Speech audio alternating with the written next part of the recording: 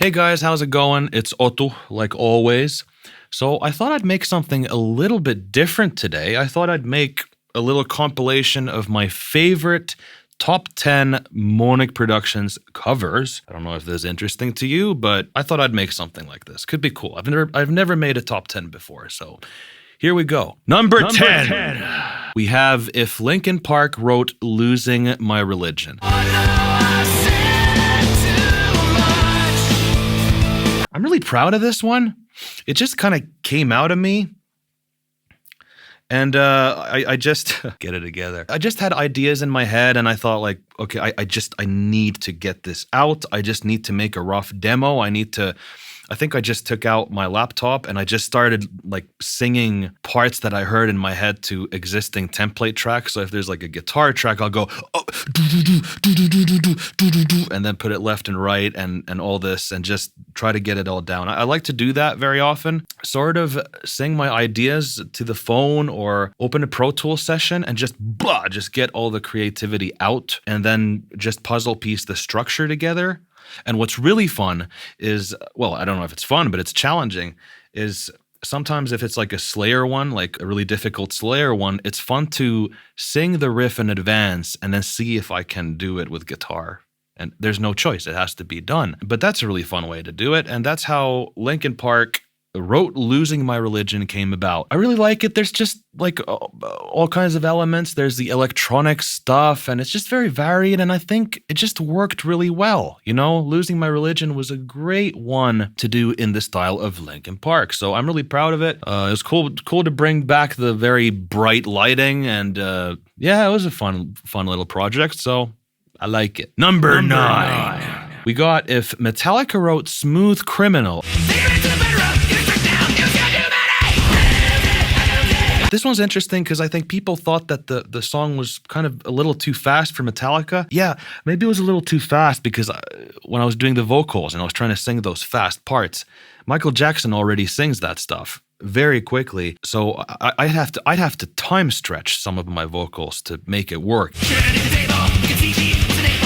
It was just a huge challenge. It was a huge challenge to make the song. But I think the thing that makes that video shine is all the special effects. Like I really purposely thought like, I have these crazy ideas. I went there to be Ride the Lightning vibes with lightning shooting inside the studio and like hitting the band members. And I thought it'd be really funny if the drummer deflects the lightning bolt with his hand. I thought that was so cool. And I did it. I got it to work. You know, I don't do special effects that much. And I just thought, okay, you know, I'll get GIFs. I'll get these special effects shots and I'll put the Luma key effects on it and see what happens. And that was just so cool. It was the craziest thing. Then the drummer explodes in green slime like in Spinal Tap.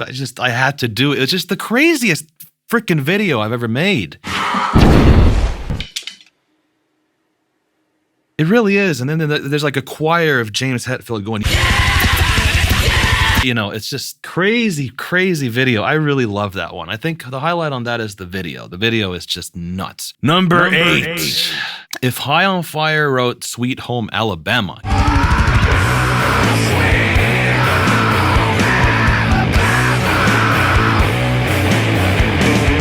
Some of the most surprising things happen. Like if I'm very tired and I'm pushing myself, you just get into this really weird mode where you're kind of tired, but your creativity is a little loopy and it just comes out and you're like, what the hell did I make? This is just before I was going out of town and I just thought, well, hey, I want to make this. I want to do some High on Fire. And I really like that one because the riffs, it kind of combines High on Fire and Sleep. You know, it's got that Rumors of War kind of production, but I just really love that one. It's just one of those songs that I made that gives me the chills when I listen to it. It's just in my blood, you know, like I love the stoner stuff. So when you get a good stoner riff, it's like, whoa, there we go. You know, it was so exciting to get that one done. I love that one. I love the drums, the way they just pummel along, kind of like in Fertile Green from High on Fire. I don't have much to say about the video. You know, there's lots of room to improve, but regardless, the music, I just really love the song, how that one turned out. Number 7. If Toy Story was black metal. Yeah, that was a that was a weird one.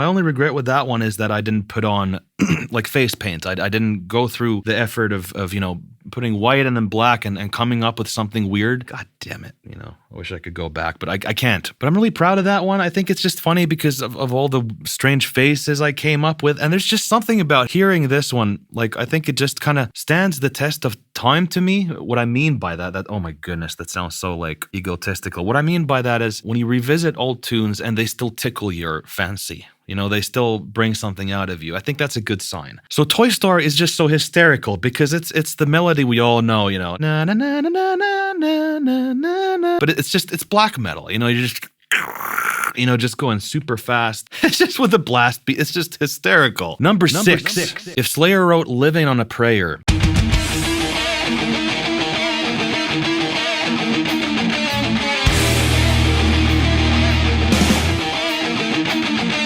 I really love that one. There was some crazy stuff happening during that time. There was a lot of videos going viral. It was another one of those roller coasters when you get a spike of views. Things are going crazy, and I was like, wow, this is nuts.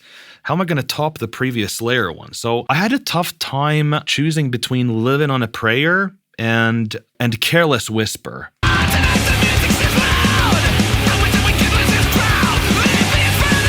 Because Living on a Prayer, it was just action-packed. It was really fast. I love the way the double bass drums sound on it. I love the mosh pit riffs. This kind of Morbid Angel kind of thing is, and it just goes nuts. The biggest mosh pit riff I've probably ever gotten down. So I love that. I love the vibes. It's just really cool. Flickering lights. It's really fun. But Careless Whisper though, I really like that one. I really like that one because that's got the special effects with the demons, and I was going through some pretty rough stuff at that time. So I got some really genuine anger out of it. I'm just Slayer, it's just so intense. So I really love that one because it's got that kind of High on Fire, Face of Oblivion kind of a thing. Well, I mean, it sounds like Slayer Bloodline, of course, but maybe that's where High on Fire got its inspiration for that one. I don't know, but it's just mighty and slow and dark. But I gotta say though, I think Living on a Prayer, I choose that one. I choose that one because that one just turned out so damn good. Now we're getting into territory that gives me chills and also sucks me into some place. I can't explain this, but when you listen to certain music, it just grabs you and it just takes you somewhere. I don't know what it is, but it just puts you into this trance and it's like, this is oh, this is feeling big. The next 5 are like that. Number five. So this one is if Rammstein wrote You Spin Me Round.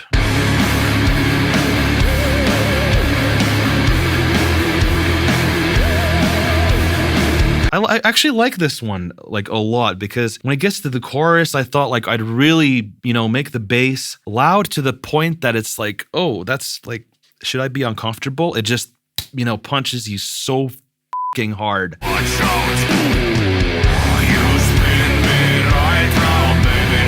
When it's in the contrast between the verses, I do these little things also as right before the chorus starts, you cut out a bit of the guitars and the bass, just take it out. So it just, the impact is bigger, just small things like that. And it's just, duh, duh, duh. I really like that chorus on that one. It's so good. I'm very proud of that one. And I just love that stuff. I grew up with System of a Down and Korn and that heavy, slow thing where you jump the up, so, and that was a suggestion by a viewer as well, which is really cool. Number four. If Korn wrote Bad by Michael Jackson.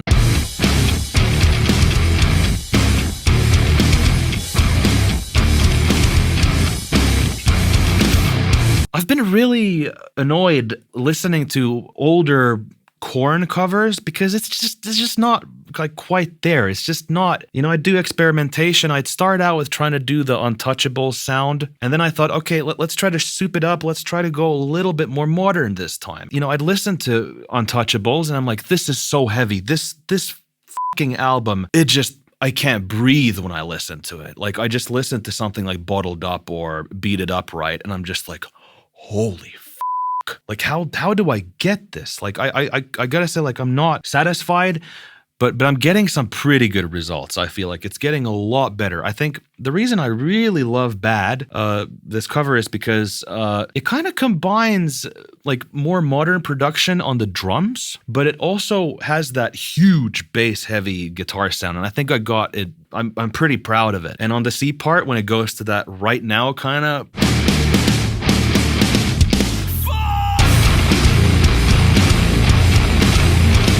that's the part to me that just, it sucks. I get sucked into a wormhole. Like when I listen to that part, like it's just like, this is heavy, you know, just, oh, I love it. A very fun video too. I just had a lot of fun with it. I didn't have a leather coat, so I just went with like a raincoat kind of a deal and sunglasses, just did Michael Jackson spins. It was a really weird time. So it's cool. I like how it came about. The video and the music, both combined, I'm loving the way it progresses. Number three. If Black Sabbath wrote Dopesmoker.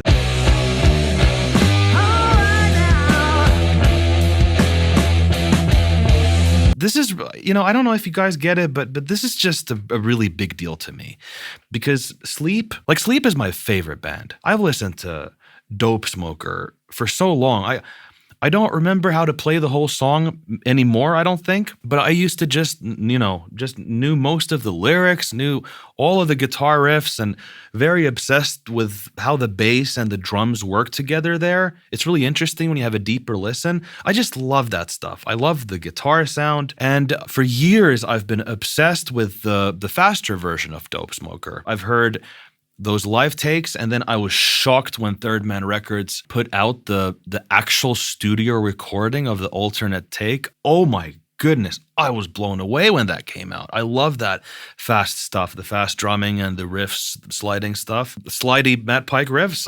I think it was Greg Anderson from Sun and Goatsnake who said that Matt Pike's guitar riffs, the way he slides down, up and down, he says it's kind of like a taco that's like moving. That's exactly what it is. So being a big fan of this version of Dopesmoker and having it made in the style of Black Sabbath, I didn't even think I could do it. But it just came out of me. I knew the song so well. The Aussie stuff was really tricky. Like, how am I going to do this? How am I going to emulate this sound? What am I going to do? It was just really kind of daunting. You know, I'd avoided Black Sabbath for so long, just I think mostly because of Ozzy. Like, how the hell am I going to do his voice? But I'm really happy with how it turned out, you know, and I'm just really proud of it because I love this music. I go through wormholes when I listen to it, so it's cool, you know. I have that experience now going through wormholes. There's not much I can tell you. I didn't learn a lot, but I experienced it, so it's cool. And I love the video that I made. It's just so epic with the War Pig stuff, the sirens and the planes, you know, just the dramatic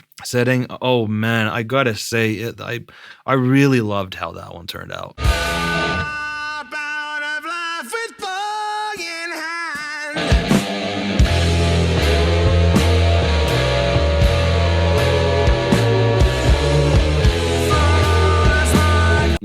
Oh, I love those open octave guitar riffs. All right, Number two. If AC/DC wrote Billie Jean by Michael Jackson. We got another Michael Jackson one.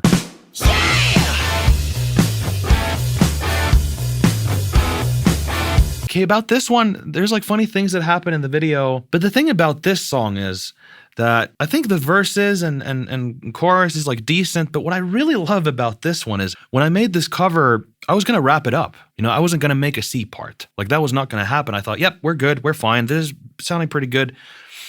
But then I thought, man, but I got this riff in my head. I have this riff in my head, this fast C part. What if I made this? What if I did this? What if I gave it a go?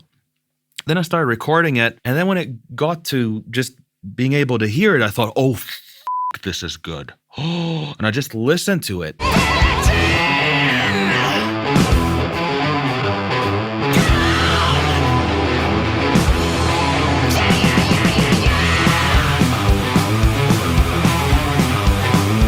I'm like, oh wow, I can't, like, this is sounding so good. I was just so like mind blown that this is great. What happens next? You know, it goes to the riff and I get sucked into a wormhole. And then I decided to go with just the fast beat and play just huge, kind of sloppy A chords, you know, with the vocals in there and just the drum beat. It's just so good.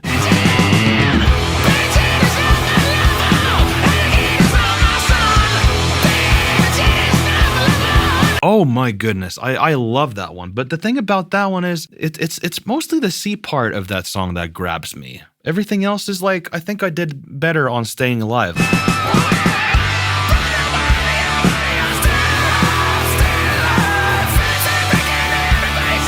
Which is also that's a Wormhole song, but I gotta stop this Wormhole thing. This is just ridiculous. I wonder how many times I said it in the video. You don't need to count it anyway. Number one. If System of a Down wrote Hollaback Girl. This my shit.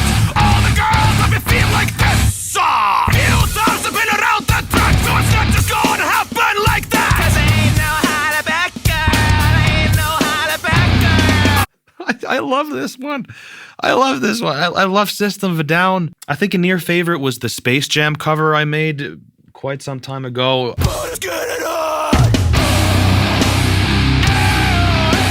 What I love about System of a Down is when they get to that really slow 1-2 punch and the bass is just monstrously loud, and just Darren's guitar tone on Toxicity is like just my favorite thing in the universe.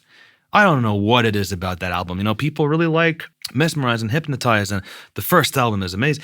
It's all good. It's amazing. I love System of a Down. I was the biggest, and still am the biggest System of a Down fan. Just so excited to get the Hypnotize and Mesmerize albums and combine those into the double album. That was the coolest thing. Hearing Toxicity and still this album is like, oh my goodness. And the raw energy on the first album is so damn good. But what I love about System of a Down is when they just play that heavy, slow stuff, simple guitar riffs. Just, I don't give a fuck. Just playing huge, just zero. It's just ridiculously simple, but we don't have anything to prove. We're just heavy. Fuck you. I'm so sorry.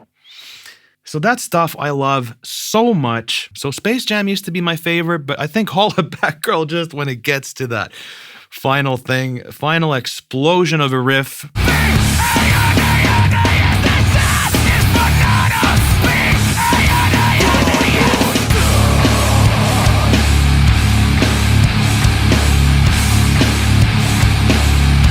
I think I just love it because nostalgia, you know, it's just nostalgia and just those Toxicity vibes. And it's a fun video, and that's my favorite. That's my favorite thing I think that I've made. I'm just so proud of it. I just remember doing that riff. I like to take walks. So I take a long walk and I'm just listening to that C part over and over again. I'm just going, oh my gosh, it is so good. Oh my god. So that's my list. Thought I'd make some honorable mentions too. So let's go through that list. If Napalm Death wrote Sugar.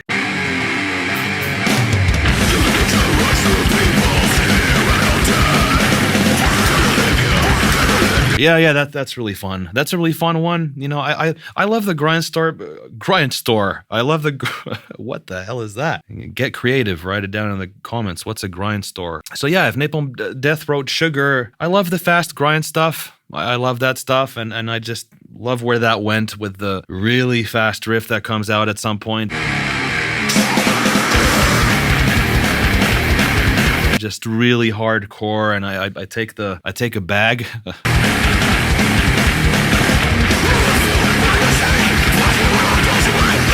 I put it on my head. I have the same bag right here, actually. Just this thing. I kick it, I beat it up, and I put it on my head. It's really weird. That was a fun video. If Limp Bizkit wrote Dora the Explorer, that was really fun. It's just funny. I took the cap, I turned it upside down, and had a lot of fun. Really proud of the heavy riff, and it's just ridiculous. Dora's gonna fuck you up. Gonna fuck you up. Gonna fuck you up. If Napalm Death wrote Ride the Lightning, yeah, that's an early one. I really dig it. That one turned out so great. I love the drum fills that are in there. It's just, you know, you can barely recognize it being Metallica, but it's forever in my heart. And just doing a grindcore cover, I think the first time, I'm like, man, this is fun.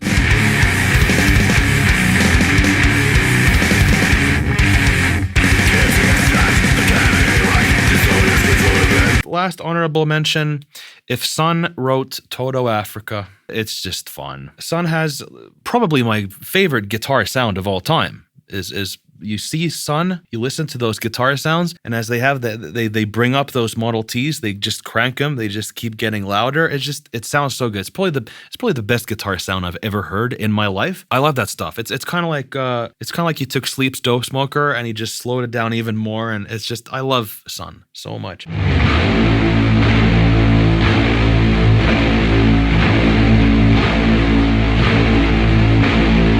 And doing Toto Africa was really weird. I'd take the original song, slow it down, and it's like, how is this going to work? You know, and I just did it. I memorized it. I recorded it, and it was hysterical because I didn't have a robe of any kind. So I just took my blanket, I just put that on, and just started making ridiculous faces and gestures. And that was a fun one. That was so much fun. Didn't get a lot of views, but that was a blast. It was so much fun covering Sun. All right, guys, that wraps up my video. Hope you enjoyed it. Like always, you can get future tunes on Patreon, and there's a lot of albums on streaming platforms like Apple Music, Spotify, Deezer, Tidal, blah, blah, blah, that you can use to listen to existing cover albums. Anyway, hope you enjoyed this list. Have an awesome day.